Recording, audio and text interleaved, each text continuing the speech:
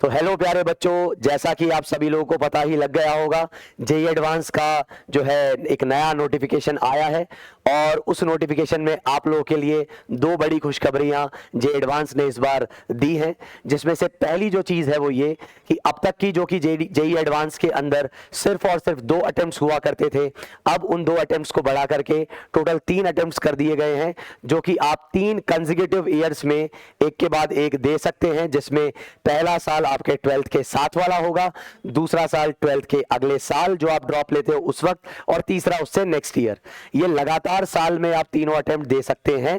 और अगर आप कोई अटेम्प्ट मिस करते हैं, जैसे कि किसी बच्चे को लगता है कि सर मैंने जो है 12th के साथ वाला अटेम्प्ट नहीं दिया, तो क्या मेरे पास अभी भी 3 अटेम्प्ट्स बचेंगे? जी नहीं, आपके पास सिर्फ 2 अटेम्प्ट्स बचेंगे।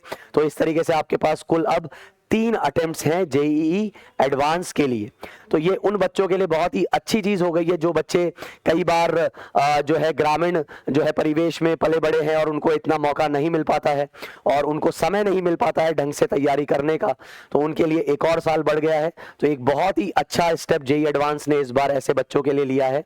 और जो दूसरी बड़ी खुशखबरी है वो ये कि उस नोटिफिकेशन में कहीं भी जेईई एडवांस ने ये क्लियरली स्पेसिफाई नहीं किया है कि 75% क्राइटेरिया जो बोर्ड्स वाला है वो इस बार है या नहीं।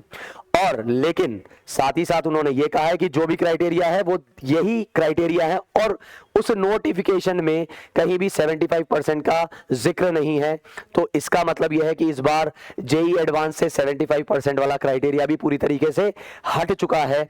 तो बोर्ड्स में आपको एक तरीके से टेंशन नहीं लेनी है, लेकिन फिर भी कुछ बच्चे ऐसे हो सकते हैं जो इस साल ड्रॉप ले रहे हों और उन्होंने बोर्ड में री इम्प्रूवमेंट के लिए जो है वो रीअपियर हो रहे हो इस साल। तो इम्प्रूवमेंट के लिए वो अगर रीअपियर हो रहे हैं तो वो अपनी प्रिपरेशन जारी रखें भाई, क्योंकि हो सकता है कि जेईई एडवांस इस पे और क्लैरिटी, वैसे चांसेस नहीं है कि वो क्लैरिटी देगा, और क्योंकि वैसे तो समझ में यही आ रहा है कि भाई वो क्राइटेरिया 75% का हट चुका है। लेकिन अगर होता है तो कुछ दिनों में वो क्लैरिटी दे देगा। तो अभी तक के लिए आप अपनी प्रिपरेशन को जारी रखें। और रही बात, कुछ बच्चे ऐसे भी होंगे जो ऐसा सोच रहे होंगे कि यार वैसे भी सर 75% से हटने से कौन सा हम पे जो है जेईई एडवांस ने कुछ कृपा कर दी है, क्योंकि अभी भी मेंस के अंदर तो 75% है ही ना। तो दोस्तों, जैसा कि आपको पता है कि मेन को अपीयर करने के लिए 75% का क्राइटेरिया नहीं होता है।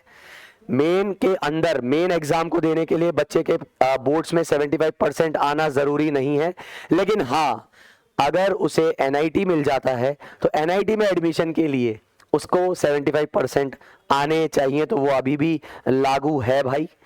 लेकिन अगर हम बात करें एक ऐसे बच्चे की जिसने जेईई मेन जो है अपीयर किया, उसे किसी कारणवश एनआईटी नहीं मिला और उसे कोई और अच्छा प्राइवेट कॉलेज मिल रहा है, तो वहां 75% का क्राइटेरिया नहीं लगता है।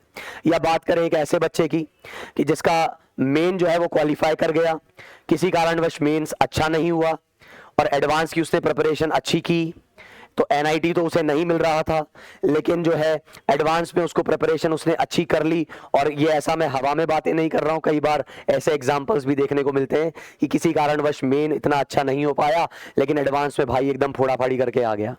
तो वहां ऐसे बच्चों के लिए भी जो है फिर वो बोर्ड्स वाला क्राइटेरिया अब हट चुका है।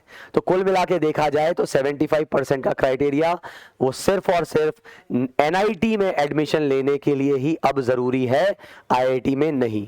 तो अगर मैं ओवरऑल इस पूरी बात को समअप कर दूं तो वो ये है कि 2 बड़ी डिटेल्स हैं, जिसमें पहली बात ये कि टोटल नंबर ऑफ अटेम्प्ट्स अब आपके पास टोटल 3 हो चुके हैं, और दूसरी बात ये कि जेईई एडवांस के लिए 75% वाला क्राइटेरिया हट चुका है।